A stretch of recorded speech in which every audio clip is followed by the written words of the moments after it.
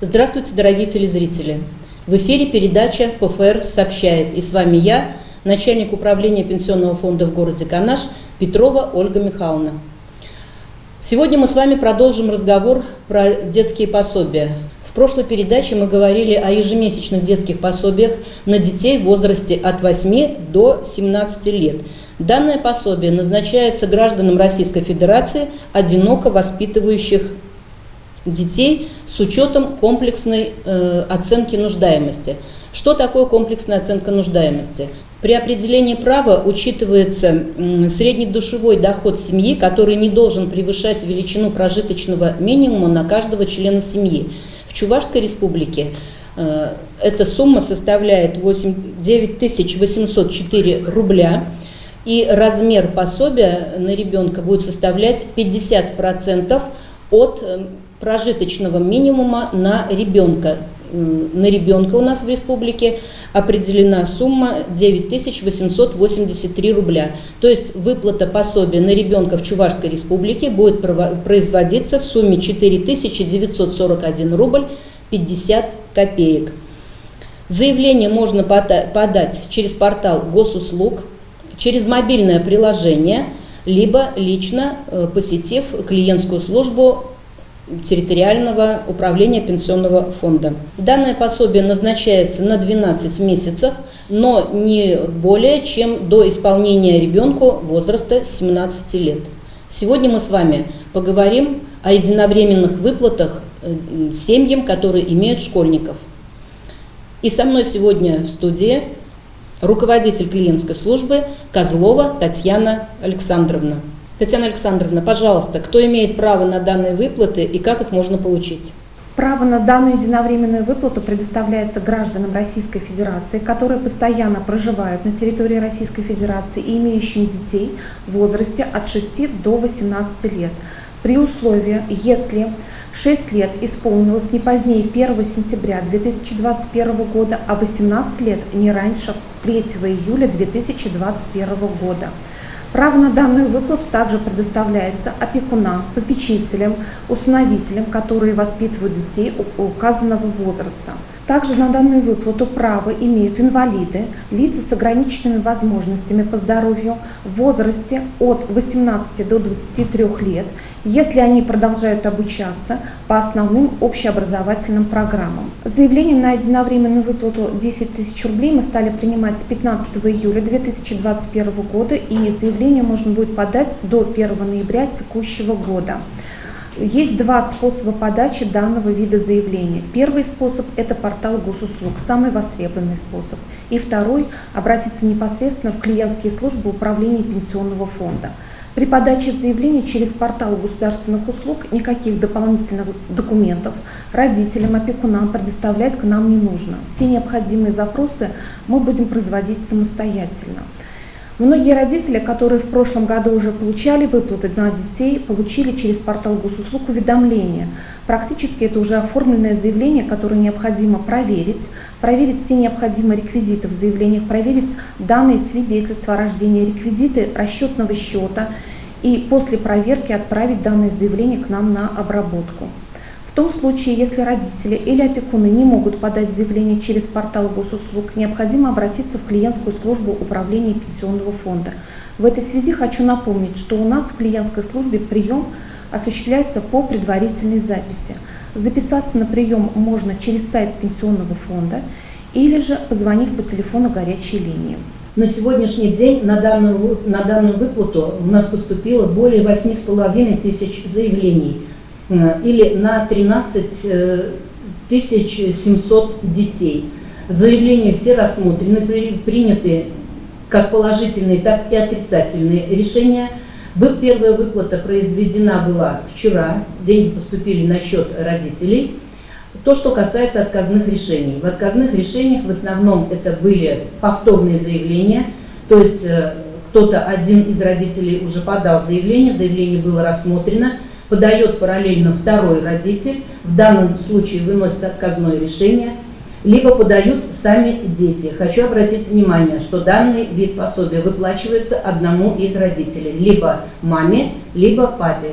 Выплаты на самого ребенка не предусмотрены. Поэтому, пожалуйста, будьте очень внимательны и аккуратны в этом плане при подаче заявления. Как уже Татьяна Александровна сказала, особое внимание нужно обратить при написании заявления, указывать правильно все необходимые реквизиты. Вот, по плану прошлого года и вот то, что сейчас мы обрабатывали документы, допускается, можно сказать, что очень много ошибок со стороны родителей при заполнении заявлений. Татьяна Александровна, пожалуйста, вот какие ошибки более часто встречаются при рассмотрении документов? При подаче электронных заявлений встречается очень много ошибок. Во-первых, самая такая основная ошибка, у нас родители указывают, когда указывают данные ребенка, нужно указывать номер актовой записи, а не номер свидетельства о рождении ребенка. Это первая основная ошибка. Вторая ошибка бывает, счет при подаче заявления должен обязательно принадлежать тому человеку, кто подает заявление, а не другому родителю или близкому родственнику. Еще при подаче электронных заявлений очень много родителей неверно указывают номер банковской карты. Нужно указывать номер расчетного счета, а не номер банковской карты. Хочется отметить в этой связи такой момент, что данная выплата носит разовый характер. Поэтому перечисление единовременной выплаты возможно не только на карту МИР, но и на карты других платежных систем, таких как Visa, MasterCard и другие карты. Кроме вышеперечисленных ошибок, также зачастую встречается неправильное написание фамилии ребенка, либо отчество ребенка, неправильное написание.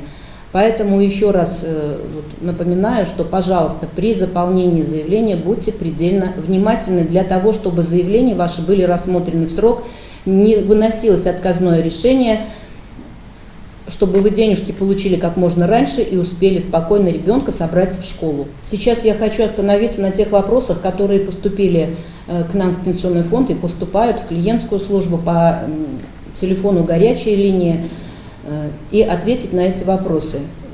Очень часто задают такой вопрос: если пенсионный фонд выносит или вернул гражданину заявление и документы на обработку, заявитель в течение 5 дней не представил дополнительные документы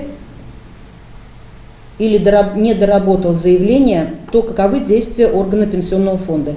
В этом случае орган пенсионного фонда выносит отказное решение, и вновь подать заявление родители смогут после доработки документов.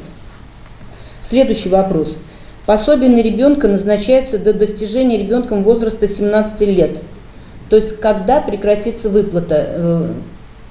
По дату назначения или по месяц назначения? Вот в данной ситуации, предположим, что 17 февраля 2022 года ребенку исполняется 17 лет, так как это пособие назначается на год, на 12 месяцев, то выплата будет прекращена не с 17 февраля 2022 года, а с 1 марта 2022 года. Тоже очень часто задают вопрос, следует ли учитывать недвижимое имущество, находящееся в собственности у граждан в других регионах Российской Федерации, отличных от места жительства заявителя или фактического проживания. Здесь надо отметить, что учитывается все недвижимое имущество, независимо, где оно находится в другом регионе, данные берутся из Росреестра, поэтому все то, что находится в собственности у заявителя, оно должно быть отражено в заявлении. Следующий вопрос. В состав среднедушевого дохода семьи учитываются в том числе и пособия. Будет ли в составе среднедушевого дохода семьи учитываться пособие по безработице? Да, пособие по безработице берется в учет при подсчете среднедушевого дохода. Следующий вопрос. При расчете среднедушевого дохода в семье каким образом подсчитывается доход одного из родителей, выплачивающих ипотеку? Исключение сумм, выплаченных родителями в счет погашения ипотеки из среднедушевого дохода семьи при определении права на пособие не предусмотрено. То есть суммы, уплаченные в счет погашения ипотеки, они также учитываются в доход семьи. Будет ли являться основанием для отказа в назначении пособия такая ситуация, когда имеющееся автотранспортное средство находится в обременении у банка, выдавшего кредит. Обременение означает ограничение пользования или владения и распоряжения имуществом. При этом автотранспортное средство находится в собственности заявителя, поэтому оно будет учитываться при подсчете среднедушевого дохода. Если у вас возникают вопросы в связи с получением данного пособия, либо каких-то других услуг, которые оказывает Пенсионный фонд, пожалуйста, вы можете обратиться по телефону горячей линии 8 800 600 04 85. Ежегодно в августе Пенсионный фонд пересчитывает пенсии работающим пенсионерам. Перерасчет проходит в беззаявительном характере. Учитываются уплаченные страховые взносы работодателем за работника за 2020 год. Перерасчет такой уже был произведен. С 1 августа все наши работающие пенсионеры получили пенсию уже или получат пенсию в увеличенном размере.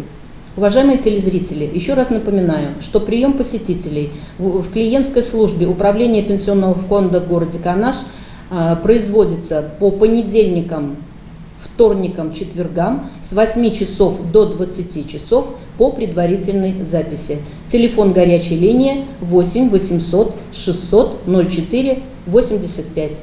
Всего доброго!